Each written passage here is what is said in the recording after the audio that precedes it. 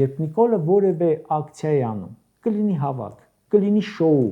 խաղաղության խաչմերուկի մասին, իրական Հայաստանի մասին, կրթությունը նորաձև է եւ այլ կրկեսների մասին,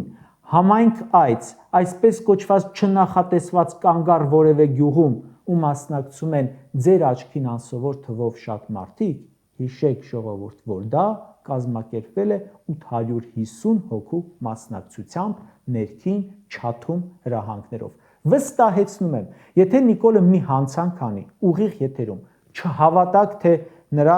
դատախազության գծով օգնական Աննա Վարդապետյանը, ներքին գործերի գծով օգնական Արփինե Սարգսյանը, ՔՊԱ-կանների իրավունքների գծով օգնական Անահիտ Մանասյանը, քննչական կոմիտեի գծով օգնական Արթուր Պողոսյանը մատը մատին կտան։